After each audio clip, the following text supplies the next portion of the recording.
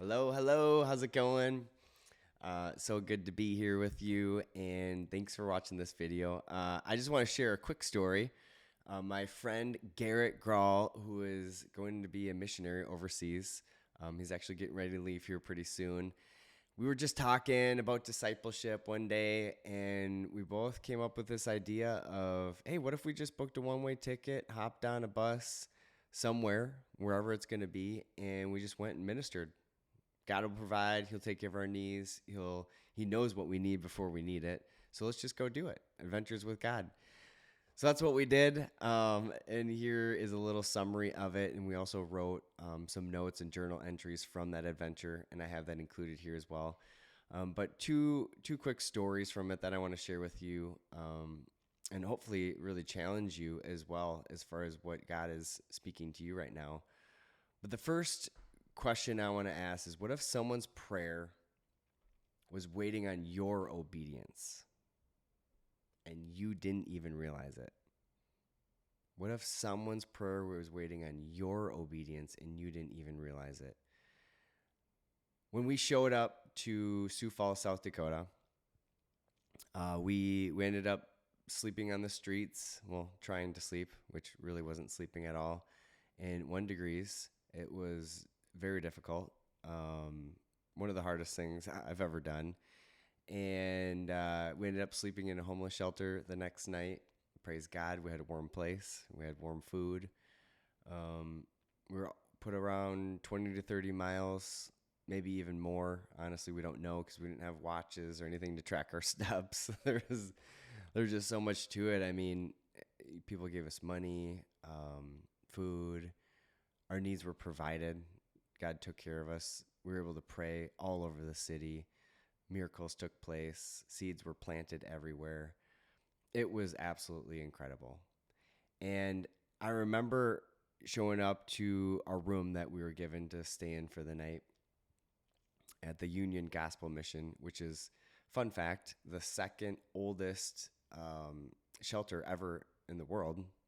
Well, I shouldn't say in the world, in America, the second oldest in America. And the founder of it was, he actually murdered someone. He was in prison. This lady witnessed to him in prison, gave his life to the Lord. And when he got out, he founded the Union Gospel Mission. So it was pretty cool. And it was the 126th anniversary the day we showed up.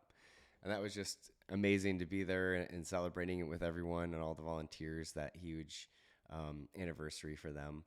But when we were there, we were brought to our room, and we showed up, and there was one man just sitting on the bunk bed. There was about 4 bunk beds in this room. And he was sitting down there, and he just said, "Hey, how's it going? My name's Joe. Welcome to this place." Just a friendly older man. Come to find out, he's 78 years old. He's living there. He's got a walker. He's handicapped, has prostate cancer, lots of pain in his body throughout. And he's there because he has to be there. He was forced to be there. He made some mistakes recently, and he shared that with us. He's had not only a couple of suicidal thoughts, but he's attempted it. And Joe was in the lowest of the low.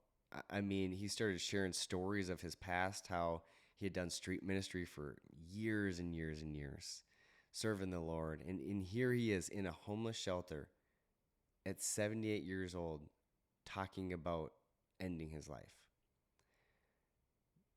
It was in that moment that Garrett and I realized this was our assignment. There's no way this man is going to be in bondage anymore. There's no way. There's no way he's going to continue in this pain anymore. Absolutely not.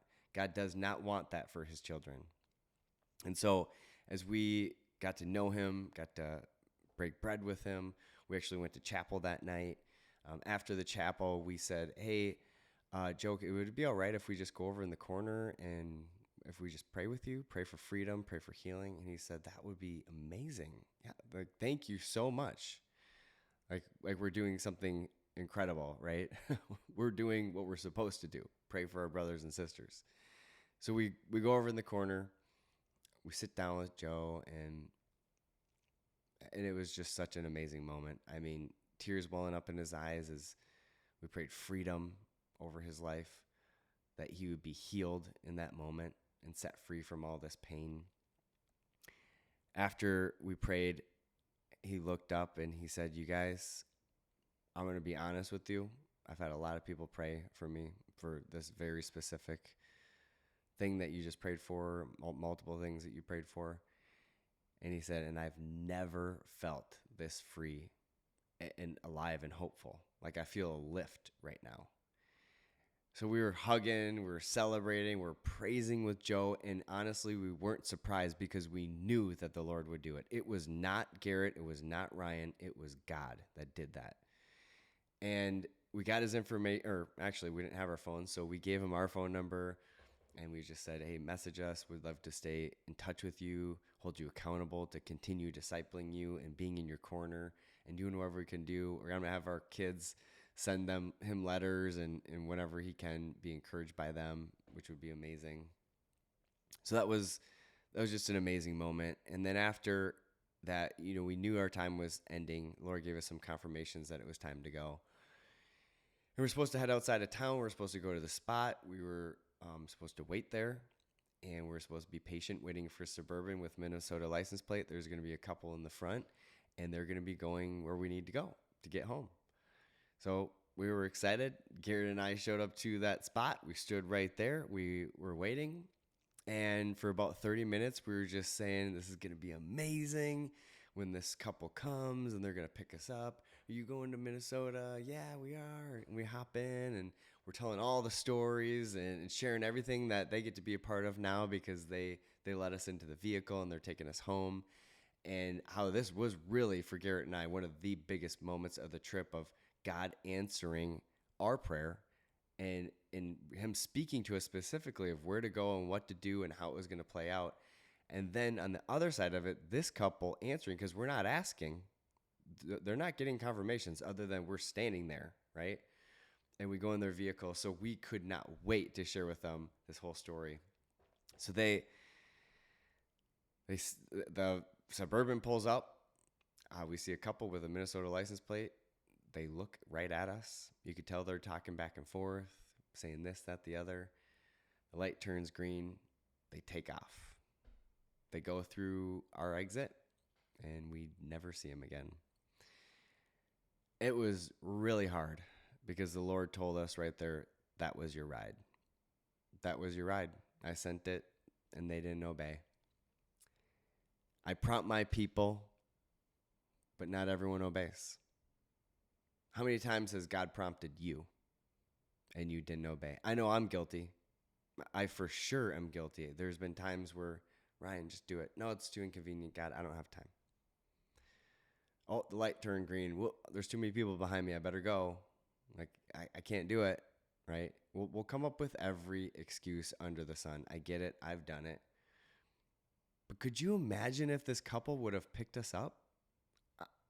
I feel bad for them. I mean, we lack nothing in America at all.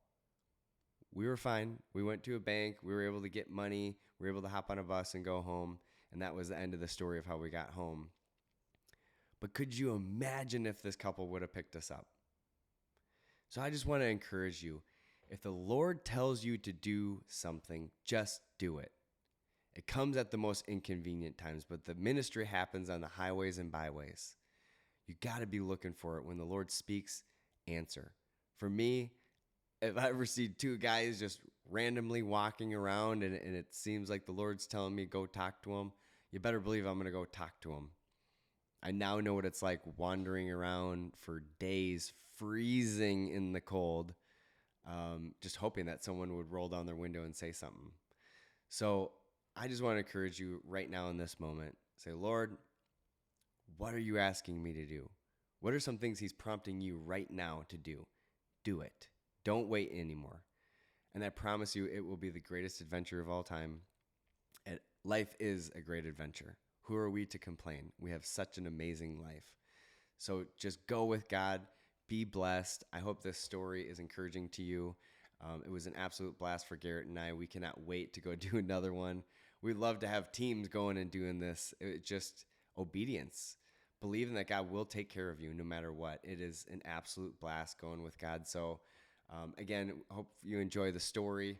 as you go through it. And if you have any questions, love to answer them. I could give more details to things if you want. So just reach out. Love to answer. And yes, love you all. Hope you're having a wonderful day, and we'll talk to you soon. Bye.